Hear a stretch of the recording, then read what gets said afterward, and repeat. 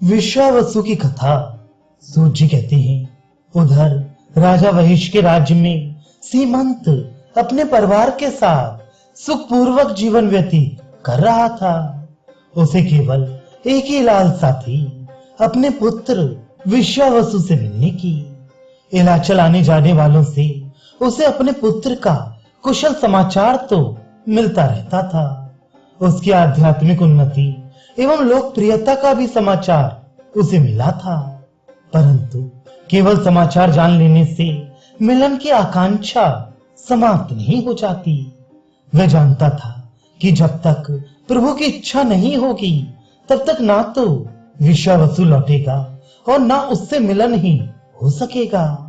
इसी प्रकार की आशा अभिलाषा में उसके दिन बीत रहे थे।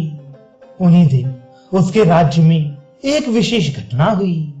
कहीं से 4 पंडित भ्रमण करते हुए उस नगर में आए। वे छल कपट एवं माया प्रपंच में पारंगत थे। पढ़े लिखे विद्वान भी पर्याप्त थे, परंतु जितने विद्वान थे उससे कहीं अधिक धूर्त और दुष्ट थे। उन्होंने नगर में आते ही पंडितों को शास्त्रार्थ के लिए ललकारा। इस संबंध में उनकी एक विचित्र शर्त थी। शास्त्रार्थ में जो पंडित हार जाए, राजा उसका सार्वजनिक रूप से वध करा दे। शास्त्रार्थ जिस विषय पर करना होता था उसका विषय वे 15 दिन पूर्व बता देते थे। अब तक वे अनेक नगरों में शास्त्रार्थ कर चुके थे और वहां के पंडितों को परास्त कर यमलोक भिजवा चुके थे। वशिष्ठ के नगर में आकर भी उन्होंने इसी प्रकार की चुनौती दी थी। उनकी धाक नगर में आने से पूर्व ही बैठ चुकी थी, इसलिए कोई भी पंडित उनकी चुनौती स्वीकार करने को कटिबद्ध नहीं था। उनकी चुनौती को स्वीकार करने का अर्थ था असमायिक मृत्यु को आमंत्रण देना। अतः उनके नगर में प्रवेश करते ही अनेक गणमान्य पंडित वहां से पलायन कर गए। सीमंत राज पंडित एवं राज पुरोहित के पद पर आसीन था। इसके अतिरिक्त शास्त्रविद पंडित के रूप में उसकी ख्याति दूर दूर तक फैली हुई थी। ऐसी दशा में पराजय एवं प्राणों के भय से पलायन कर जाना ना तो उसके लिए उचित था और न संभव ही। इस अनायास आई हुई आसन्न मृत्यु की आशंका से सारा परिवार चिंतित हो उठा। राजा वशिष्ठ के राज्य में परंपरा से एक विचित्र नियम चला आ रहा था। राज सिंहासन पर जिस व्यक्ति का राजा के रूप में राज्याभिषेक हो, उसे अपने निवास के लिए नया भवन बनाना चाहिए। इतना ही नहीं, उसे अपनी आवश्यकता की सभी वस्तुएं नए सिरे से जुटानी पड़ती थीं। दिवंगत राजा का भवन एवं उसके द्वारा प्रयोग की गई वस्तुएं राजकीय स्मारक के रूप में नए राजा को संभाल कर रखनी पड़ती थीं। इसी नियम के अनुसार वशिष्ठ के 7 पूर्वजों के राजप्रासाद एक ही पंक्ति में थे। वशिष्ठ ने भी अपना प्रासाद इसी पंक्ति में बनवाया था। सभी प्रासाद एक ही प्रकार के शिल्प के बने थे। इन प्रासादों के विषय में एक अद्भुत बात यह थी कि वे भूमि को स्पर्श नहीं कर रहे थे, अपितु भूमि के ऊपर एक स्तंभ के आधार पर वायु में अधर खड़ी थी। इन्हीं प्रासादों को नवागत पंडितों ने शास्त्रार्थ का विषय बनाया था। उनका मंतव्य था कि जिस राजपुरोहित ने ऐसा प्रासाद बनाने का परामर्श दिया है, उसे सपरिवार मृत्युदंड क्यों ना दिया जाए, क्योंकि ये प्रासाद रणनीति की दृष्टि से सर्वथा असुरक्षित हैं। यदि शत्रु प्रासाद के आधारभूत स्तंभ को नष्ट कर दे तो संपूर्ण राजप्रासाद ढह जाएगा और राजा अपने परिजनों सहित मृत्यु के मुख में चला जाएगा। इस प्रकार राजपुरोहित राजा के तथा प्रकारांतर से संपूर्ण राज्य के विनाश के लिए उत्तरदायी है। शास्त्रार्थ का यह विषय सुनकर सीमंत का और भी अधिक चिंतित होना स्वाभाविक था, क्योंकि वह पीढ़ी दर पीढ़ी राजपुरोहित का कार्य करता आया था। राजप्रासाद उसके पूर्वजों तथा स्वयं उसके परामर्श से बनते आई थी। उन्होंने ही उनका शिल्प निश्चित किया था। उसे परास्त होने पर अपनी मृत्यु की तो चिंता नहीं थी, चिंता इस बात की थी उसके पूर्वजों की सूझबूझ एवं शिल्प कला पर कालमा पुतने की आशंका थी। उन सबकी कीर्ति इन परदेसी पंडितों के हाथों नष्ट होने का भय था। आगत पंडितों ने जब राजा को शास्त्रार्थ का विषय बताया तो उसने राज्य भर में इसकी घोषणा करा दी। शास्त्रार्थ के लिए नगर के प्रसिद्ध पंडितों को संदेश भिजवा दिए गए।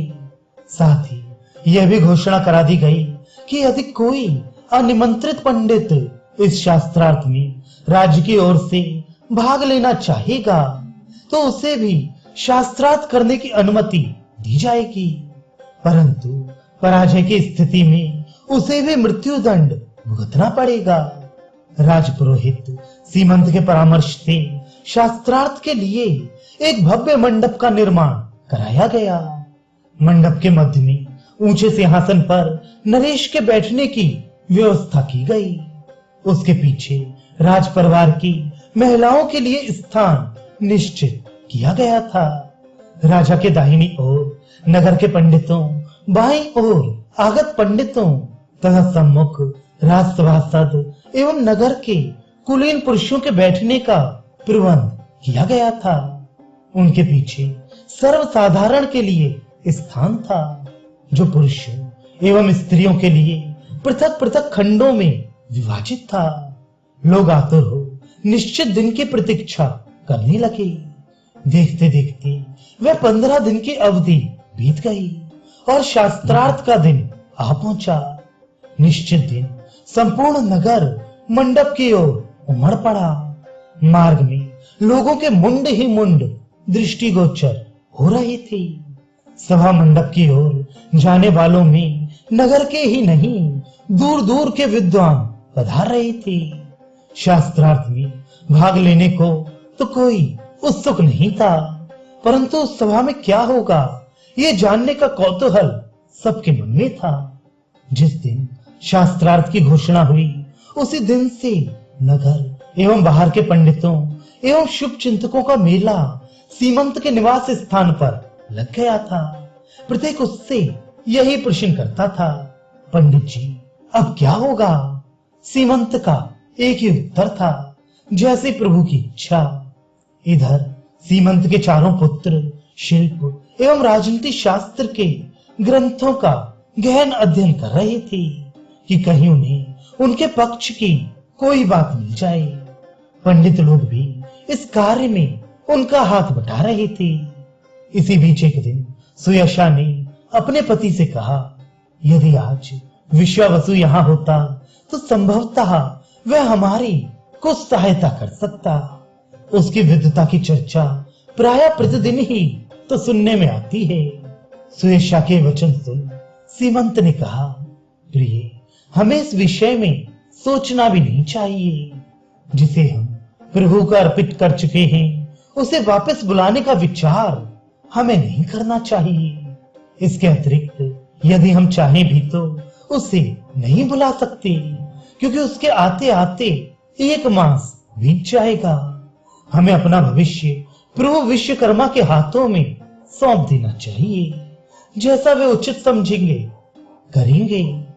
उधर जब विश्वावसु ने मय दानव को परास्त कर पुनः पाताल भेज दिया तो प्रभु ने उसे स्वप्न में संदेश दिया, विश्वावसु तेरा यहाँ का कार्य समाप्त हो गया।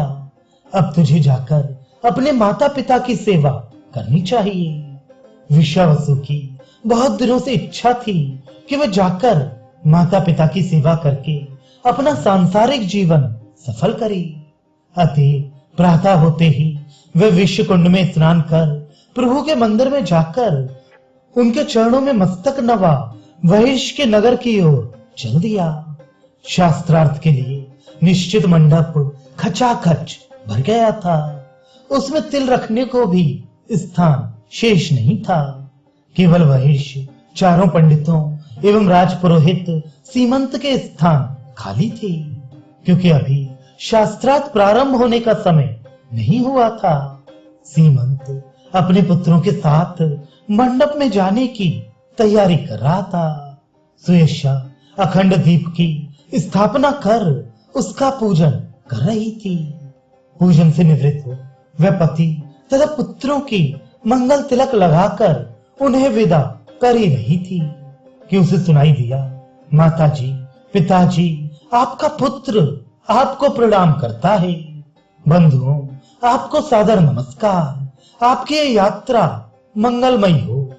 ये शब्द सुनकर उन्होंने जो घूमकर देखा तो जटाजूट धारण किए, बगल में मृग चरम दबाए, हाथ में कमंडल लिए, खड़ाऊ पहनी, परम तेजस्वी विश्वावसु खड़ा उन्हें आदर पूर्वक प्रणाम कर रहा था। सुयशा ने दौड़कर अपने पुत्र को हृदय से लगा लिया।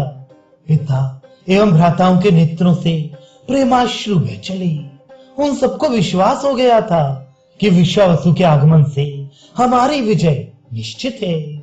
इस विचार के आते ही संपूर्ण परिवार के हृदय में हर्ष की हिलोरें उठने लगी। उधर शास्त्रार्थ प्रारंभ होने में केवल कुछ पल शेष थे। राजा एवं प्रतिपक्षी पंडित पधार चुके थे। केवल सीमंत की प्रतीक्षा हो रही थी। समय बीत रहा था। अब केवल एक पल शेष थी, किंतु सीमंत का पता नहीं था। लोगों के मन में संशय होने लगा। पराजय के भय से सीमंत ने पलायन तो नहीं कर दिया। कुछ लोग उसकी कायरता की कल्पना कर टीका टिप्पणी करने लगे। राजा वहिष को भी यह विश्वास होने लगा कि अब सीमंत नहीं आएगा। उसके राज्य की प्रतिष्ठा धूल में मिल जाएगी। उसकी दृष्टि बार बार मुख्य द्वार की ओर जाती थी।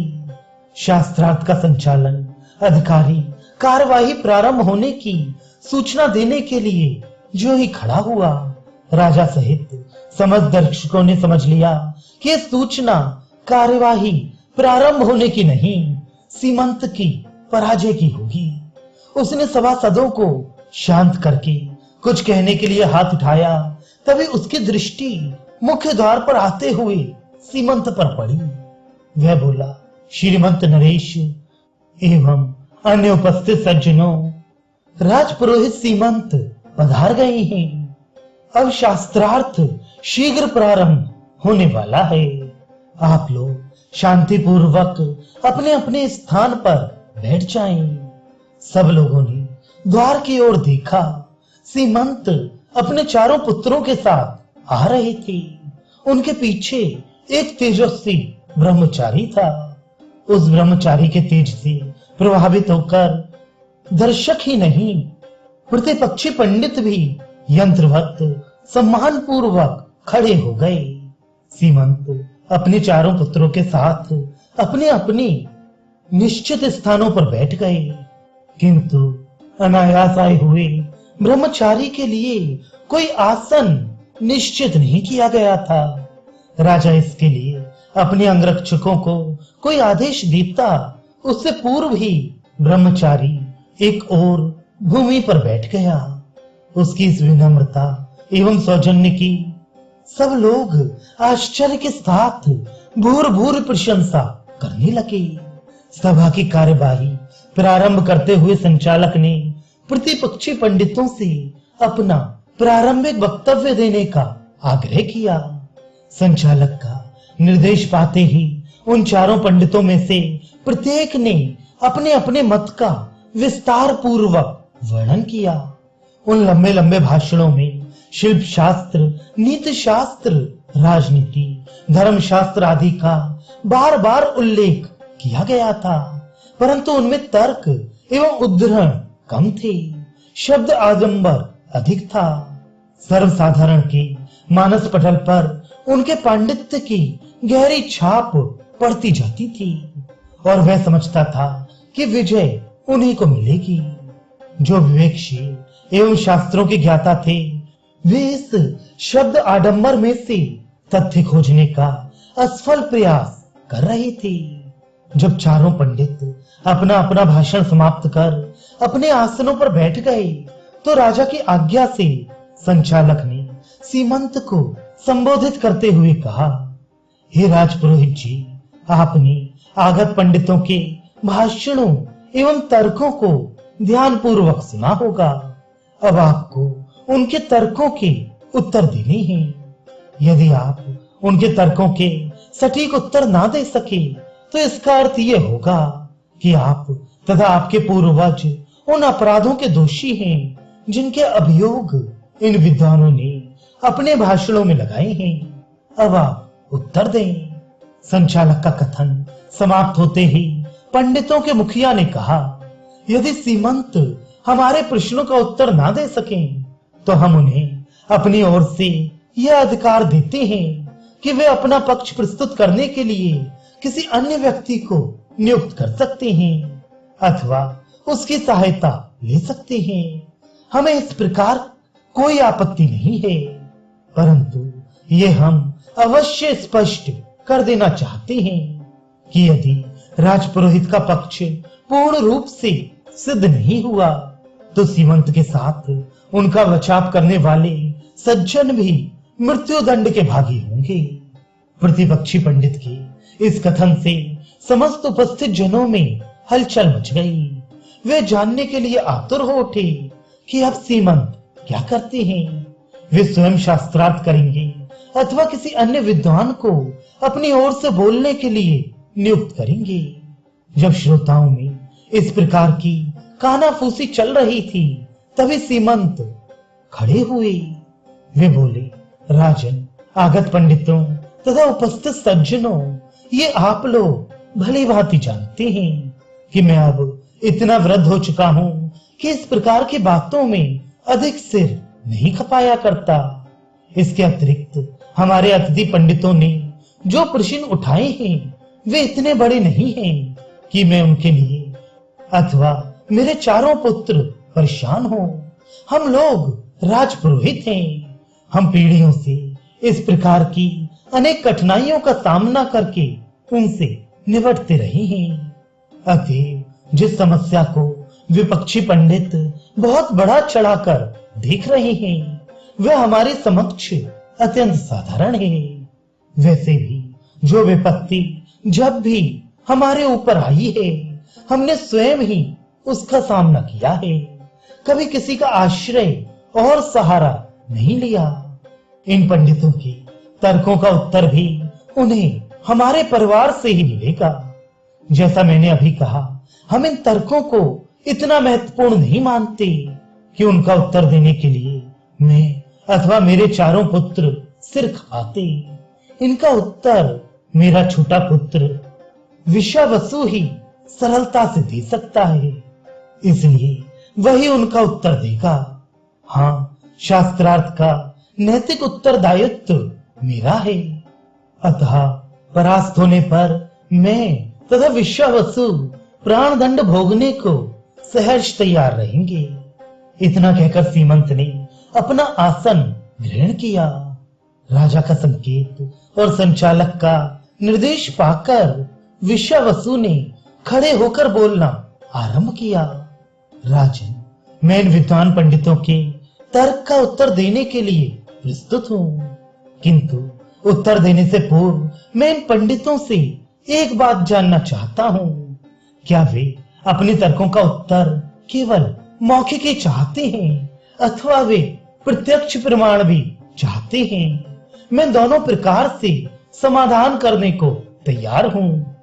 विश्वावसु का कथन सुन समस्त श्रोता आश्चर्य में पड़ गए। स्तंभ पर आधारित खड़े राजप्रसाद में रहने वाले राजा की रक्षा हो सकती है, ये बात ग्रंथों के आधार पर तो संभवतः सिद्ध हो सकती है, परंतु यदि प्रत्यक्ष प्रमाण देने के लिए स्तंभ को तोड़ डाला जाए तो ना राजा की रक्षा हो सकती है और ना राजप्रासाद की।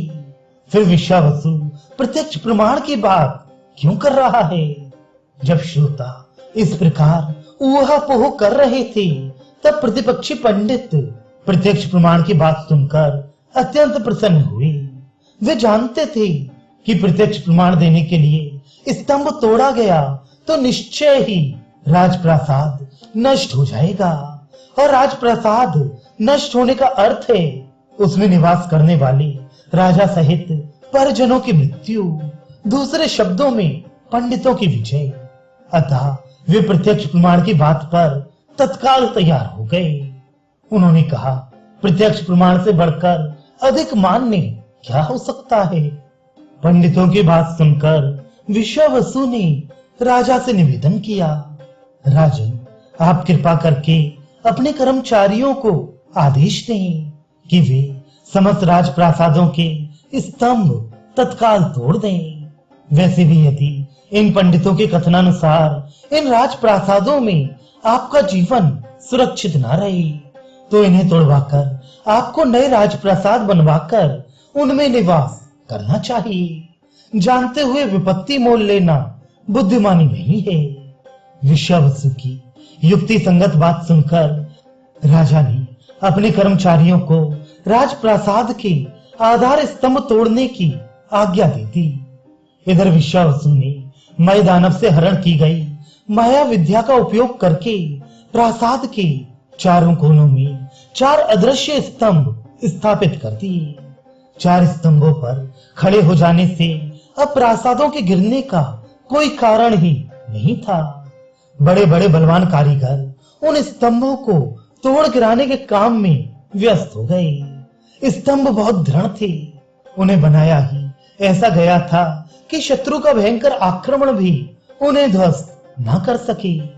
अनेक दिन तक निरंतर प्रयत्न करने के पश्चात वे स्तंभ टूट सके, परंतु राजप्रासाद की एक ईंट या चूने का एक कण भी नहीं गिरा। वे उसी प्रकार अक्षुण्ण खड़े रहे। ये देखकर राजा एवं दर्शकों को महान आश्चर्य हुआ। पंडितों को तो जैसे काठ ही मार गया। ये उनकी भारी पराजय थी। उन्हें अपने सम्मुख मृत्यु तांडव करती दिखाई देने लगी। उन्होंने वहां से निकल भागना चाहा, किंतु राजकर्मचारियों ने उन्हें तत्काल बंदी बना लिया। सीमंत एवं उसके पुत्रों के आनंद की सीमा न थी। समस्त उपस्थित जन विश्वावसु एवं सीमंत का जय जयकार कर रहे थे। सीमंत ने दौड़कर विश्वावसु को अपने हृदय से लगा लिया। वह भी बहुत प्रसन्न था।